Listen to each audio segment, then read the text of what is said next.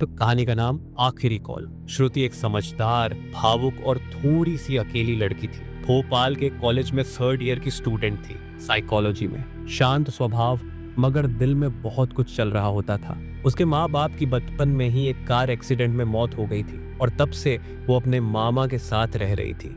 मगर कुछ महीनों से उसे शहर की भाग दौड़ और कॉलेज की उलझनों से घुटन सी होने लगी थी। जब कॉलेज की समर वेकेशन आई तो उसने एक फैसला किया। इस बार अपने नाना नानी के गांव धनेरिया जाएगी। बहुत सालों से वो वहां नहीं गई थी। बचपन की कुछ धुंधली यादें थी, मिट्टी की सोंधी खुशबू, नानी के हाथ की रोटी और वो पुरानी हवेली जिसके पास उसे जाने से मना किया जाता था। श्रुति को लगा कि शहर से दूर रहकर वो खुद को थोड़ा और समझ सकेगी और अपनी रिसर्च भी कर सकेगी। उसकी थीसिस का टॉपिक था isolation induced hallucinations in rural areas. शायद अंदर ही अंदर वो खुद को भी एक केस स्टडी बना चुकी थी। गांव पहुंचते ही उसे वो सुकून मिला जो वो महीनों से ढूंढ रही थी। मगर उसके कुछ दोस्त, खासकर उसकी बेस्ट फ्रेंड निहारिका, उसे बहुत जुड़ी हुई थी। हर रात 10 बजे के बाद ही नेटवर्क थोड़ा आता था और वो भी हवेली के पास बनी छत पर। वहां जाकर ही वो कॉल कर पाती थी। श्रुति का हर दिन शांत गुजरता, लेकिन हर रात वो एक डर के साए में छत पर जाती। मगर कभी कभी डर भी अकेलेपन से बेहतर लगता है। एक रात जब सब सो चुके थे, वो अपने ढीले कुर्ते में छत पर गए। गर्मी की रात थी, मगर हवेली के पास जाते ही एक ठंडक सी महसूस होती थी, अजीब सी, जैसे कोई निगाहें गड़ी हो। निहारिका से बात करते करते वो मुस्कुरा रही थी, बचपन की बातें कर रही थी।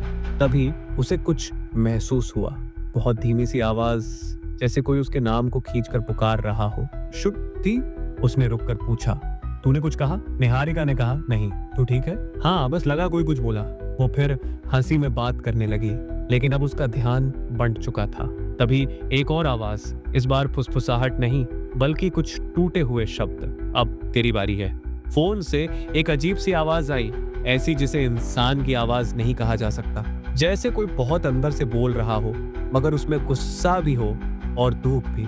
तो कमर। श्रुति की सांस रुक गई, उसके कानों में सीटी सी बजने लगी। उसका फोन गिर पड़ा।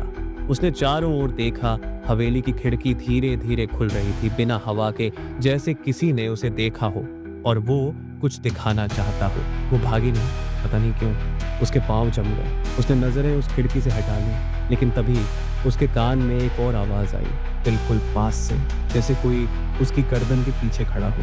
तू अकेली नहीं है। सुबह गांव वालों ने उसे छत पर पाया, आंखें खुली थी, चेहरा जड़, जैसे किसी अनदेखी चीज को देख रही हो। शरीर ठंडा था, मगर उस पर कोई चोट नहीं थी। डॉक्टर्स ने कहा cardiac arrest due to shock, लेकिन रहस्य ये था कि उसका फोन रिकॉर्डिंग मोड पर था। उसमें एक आखिरी आवाज कैद, अब एक और आएगा। और फिर हंसी, बच्चे की, मगर किसी बूढ़े की तरह टूटी हुई। उसके बाद गांव में अगले 2 हफ्तों में 2 और रहस्यमयी मौतें हुई, एक बच्चा और एक बुजुर्ग औरत। दोनों की आंखें भी ऐसे ही खुली रह गई थी और मरने से पहले दोनों को हवेली के पास देखा गया था। अब उस छत पर कोई नहीं जाता। फोन नेटवर्क वहां अब भी आता है, लेकिन कोई वहां कॉल नहीं करता।